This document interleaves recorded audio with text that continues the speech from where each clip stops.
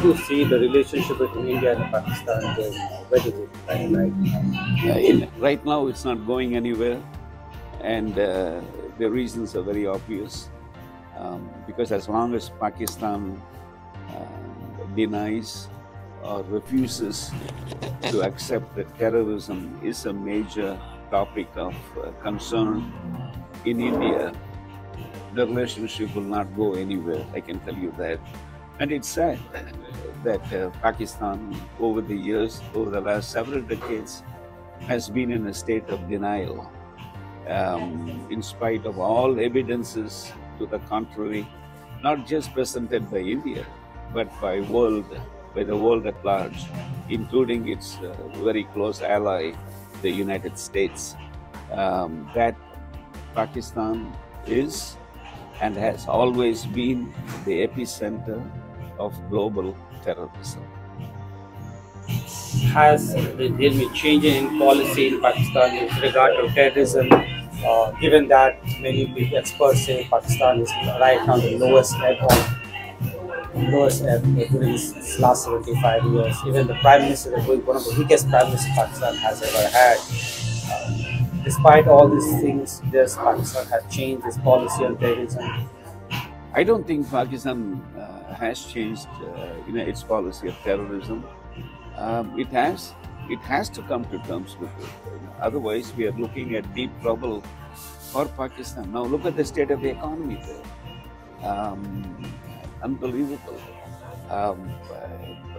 Even a banana republic is in a better position today than where Pakistan is. And it's very sad that for a country with all its rich economic potential is simply floundering, tottering on the brink of instability, because just nobody would want to take that country seriously.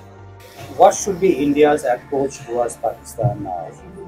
India has always said, we are willing to talk to you, provided you put terrorism also as one of the major topics of discussion, which Pakistan, unfortunately, does not wish to. It pretends that it has nothing to do with cross-border terrorism. It pretends that there are no terrorists inside that country, and it pretends that it can simply get by being in a state of denial. And it's simply not going to work in India. And it does not matter which government is in power in New Delhi. India's foreign policy, as far as Pakistan is concerned, will always revolve around the crucial aspect. And don't forget that there are people getting killed every day, not just in Jammu and Kashmir, but in other places that has had a Pakistani hand in it. And now you might say that it's an easy excuse for India, but it's not.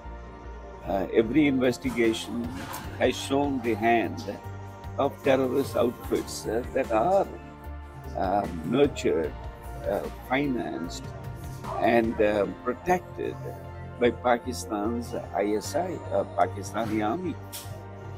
So terrorism is something that Pakistan has to address for itself. And terrorism is not helping Pakistan itself. That is another thing that they have to understand. You simply cannot look at terrorism only in an external perspective.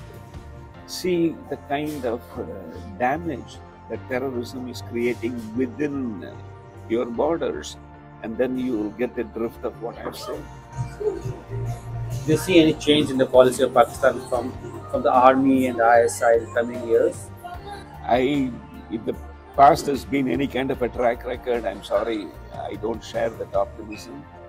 I don't see Pakistan really changing or mending its ways unless people put it on the mat. And many countries have already started doing it, and I don't see how long more it's going to take for the authorities in Islamabad to realize what is in store or what's coming their way. As you rightly said, Pakistan's economy is on the brink of collapse. It's before the IMF for for some financial assistance from and other countries. China has given some aid. Middle Eastern countries have given it. Where do you see Pakistan from 5 years from now?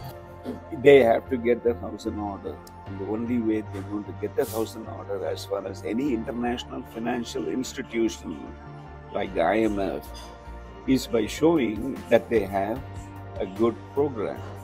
And they are not going to get that good program because no country would want to come and invest in an unstable world.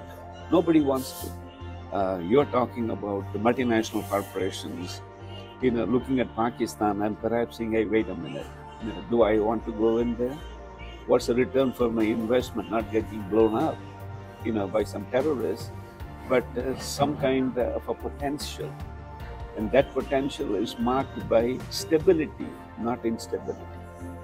About a decade ago, Pakistan was quite influential in global politics. Its leaders used to go travel across the world and they'll get a lot of traction in the media. But it's not the case right now. What has happened in the last 10 years? Last 10 years, they have just slid from bad to worse. They are not able to come to grips with just one of the things that I keep harping.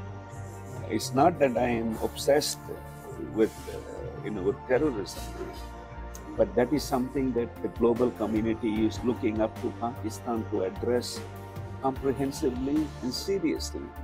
And you don't do that, you're not going to get funding, even from your close allies like China, like Saudi Arabia. They're all having second thoughts because they're all looking at the concept of stability, which is quite absent these days. The Pakistani political leadership, right? Right now is Prime Minister. Before that, we had Imran Khan, the politician. Before that, so but still, it's being said the real power lies with the army and the ISF. But can you tell us about the prime ministers the country has had in the last few years, couple of years? See, to be very honest with you, I think Pakistan has had some wonderful democratic leaders, starting with Mr. Zulfikar Ali Bhutto. But their tryst with democracy has been very brief. In the 7 decades or independence, you had a democratic rule only in fits and starts. I don't think any one Pakistan democratic leader has completed his or her 5-year tenure. That itself speaks volumes about the kind of meddling that the army does in the political scene. And whether it is Imran Khan or Mr. Sharif, right now, it all depends. They are at the mercy of the army. They are at the mercy of the brass hats, who literally want to run the show. So it does not matter whether you have a civilian facade. The bottom line has always been the army for much of Pakistan's independence since 1947-48. One last question. How do you see the US-Pakistan relationship in the last few years? US-Pakistan relationship has always been uneasy, and the Pakistanis know that. They have been able to blackmail successive administrations in Washington about Islamabad's the strategic importance to Washington. But every one of the American presidents, you can go back down the line, since the 50s, every one of the American presidents knew that they were being taken for a ride. And the very recent, I think it was in 2018 when President Trump, called Pakistan out, saying that we have wasted billions of dollars of American taxpayers' money that has gone down the drain because Pakistan hasn't done anything in the war on terrorism. But soon, even Trump himself had to roll back that tough statement and then resume that in an assistance pipeline, because somebody would have impressed upon the occupant of the White House as to how strategically important, Pakistan is in the global war on terror. But don't forget, uh, when I say Pakistan has been in denial on terrorism, where was Osama bin Laden? He was for several years within a spitting distance of a military garrison. And now don't tell me that President Musharraf didn't know that.